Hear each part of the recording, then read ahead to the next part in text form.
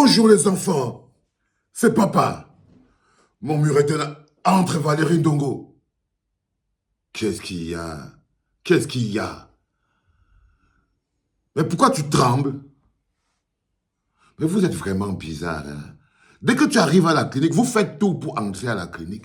Dès que tu es ici, là, tu commences... Oh, oh, oh, oh, oh. Si je vois seulement une petite trace de pipi là sur le sol, là, Valérie Ndongo, je vais te faire même autre chose sur ce truc.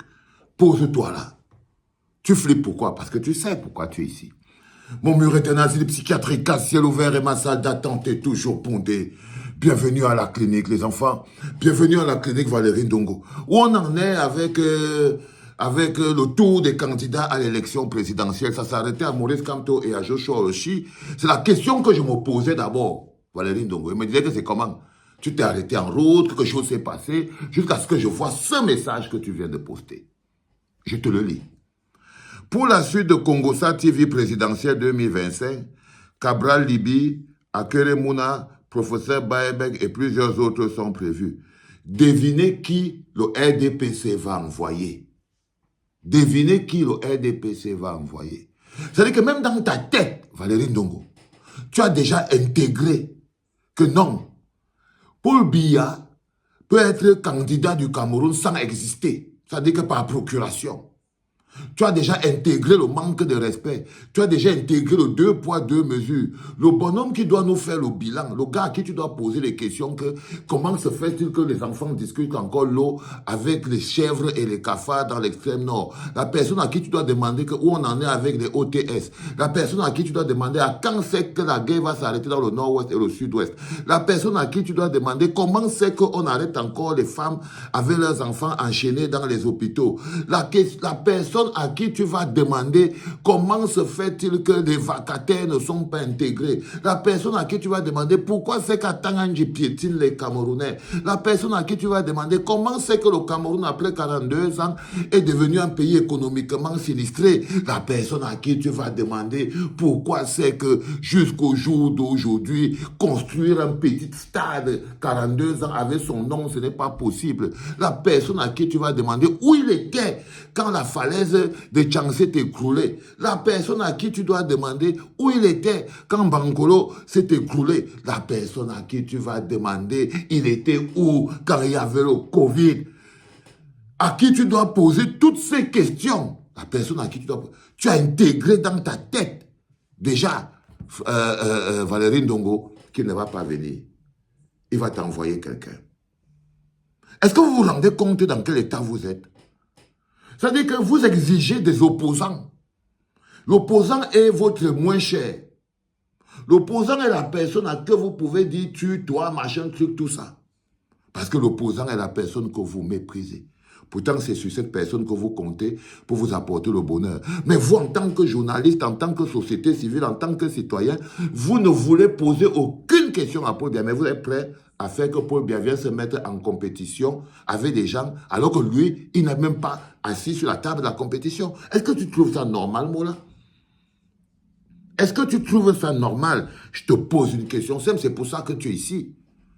C'est pour ça que tu es ici. Non, tu ne peux pas intégrer. Imagine-toi un seul instant que Cabral Libi t'envoie quelqu'un. Imagine que pendant que tu attends Cabral Libi candidat à l'élection présidentielle, il t'envoie son SG, ou bien son chargé de la communication, ou bien son machin. Tu vas t'énerver. Tu vas t'énerver. Vous tous, là, vous allez vous énerver. Vous allez dire que Cabral ne vous a pas respecté, il n'a pas fait ceci, il n'a pas fait cela. Imagine-toi que Akere Mouna t'envoie son remplaçant. Il t'envoie son représentant. Est-ce que ça va te plaire? Est-ce que tu vas trouver que c'est logique? Est-ce que vous allez trouver que c'est logique, vous, en tant que peuple camerounais? C'est-à-dire que vous intégrez déjà. Dès l'instant où tu te mets ça, ça veut dire que tu intègres déjà et la forfaiture de l'ECAM. Parce que Valérie Ndongo, tu dois lui demander que pourquoi l'ECAM n'affiche pas la liste électorale nationale. Est-ce que ça ne le dérange pas? Est-ce que c'est lui qui demande à l'ECAM de ne pas afficher la liste électorale nationale?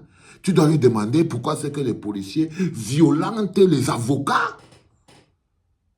Tu dois lui poser, il a tellement de questions qu'il doit répondre aux Camerounais, les jeunes enfants. Pourquoi c'est que le taux de chômage atteint des niveaux incroyables?